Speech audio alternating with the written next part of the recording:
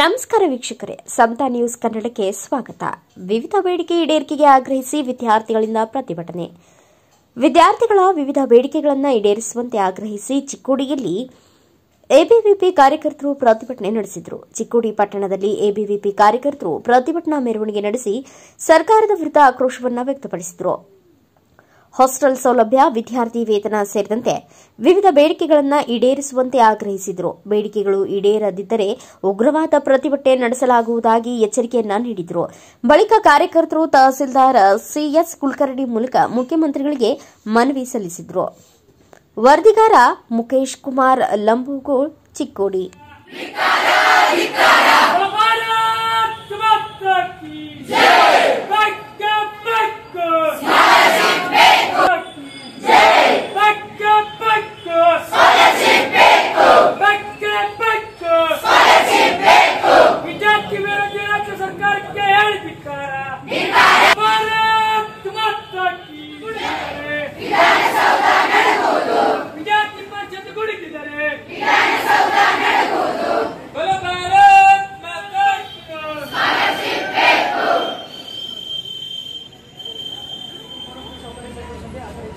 ರಾಜ್ಯಾದ್ಯಂತ ದಿನಾಂಕ 24/7/2025 ಹೋರಾಟ ಕರೆ.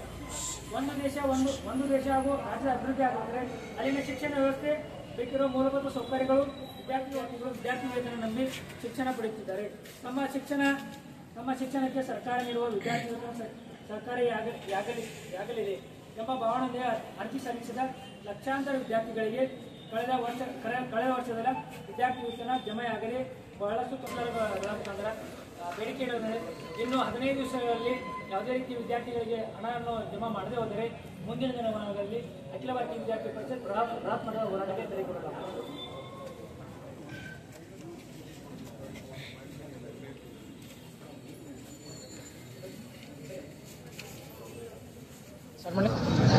ಅಖಿಲ ಭಾರತೀಯ ವಿದ್ಯಾರ್ಥಿ ಪರಿಷತ್ ನಗರ ವತಿಯಿಂದ ಇವತ್ತು ಪ್ರತಿಭಟನೆ ಕರೆಗೊಳ್ಳಲಾಗಿದೆ.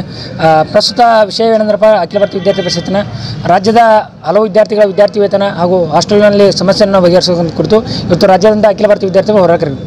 ವಿದ್ಯಾರ್ಥಿ ವೇತನ ಕಳೆದ ವರ್ಷ ವಿದ್ಯಾರ್ಥಿಗಳನ್ನು ಸರಿಯಾಗಿ ರಾಜ್ಯ ಸರ್ಕಾರ ಜಮಾ ಮಾಡದೇ ಕುರಿತು, ಅದೇ ರೀತಿ ಸಮರ್ಪಕ ಹಾಸ್ಟೆಲ್ಗಳಲ್ಲಿ ಹಲವಾರು ವಿದ್ಯಾರ್ಥಿಗಳಿಗೆ ಕಿಟ್ಗಳನ್ನು ಪೂರೈಸಿರುವ ಸರ್ಕಾರಕ್ಕೆ ಇವತ್ತು ರಾಜ್ಯ ಸರ್ಕಾರದ ವಿರುದ್ಧ ಹೋರಾಟ ಕರೆದಿದೆ. ನಮ್ಮ ಬೇಡಿಕೆಗಳು ಏನೆಂದ್ರಪ್ಪ, ಇವತ್ತು ಅಖಿಲ ಭಾರತೀಯ ವಿದ್ಯಾರ್ಥಿ ಪರಿಷತ್ತಿನ ಬೇಡಿಕೆ ಪ್ರಮುಖ ಬೇಡಿಕೆಯಾದ ಕಳೆದ ವರ್ಷ ವಿದ್ಯಾರ್ಥಿ ವೇತನ ಜಮೆ ಆಗಿರೋ ತಕ್ಷಣವನ್ನು ಜಮಾ ಮಾಡಬೇಕು. ಅದೇ ರೀತಿ ಹಾಸ್ಟೆಲ್ಗಳಿಗೆ ಕಿಟ್ಗಳನ್ನು ಪೂರೈಸಬೇಕೆಂದು ಅಖಿಲ ಭಾರತೀಯ ವಿದ್ಯಾರ್ಥಿ ಪರಿಷತ್ ಕರೆ ನೀಡಲಿ. ಅದೇ ರೀತಿ ಇನ್ನು ಮುಂದೆ ಇನ್ನು ಮನವಿ ಸಲ್ಲಿಸಿದ 15 ದಿವಸ ಒಳಗಡೆ ರಾಜ್ಯ ಸರ್ಕಾರ ಬೇಕಾದ ಸೌಲಭ್ಯಗಳನ್ನು ಸಲ್ಪದೇ ಹೋದರೆ ಮುಂದಿನ ದಿನಗಳಲ್ಲಿ ಬೃಹತ್ ಮಟ್ಟದ ಹೋರಾಟವನ್ನು ಕೈಗೊಳ್ಳಲಾಗುತ್ತದೆ.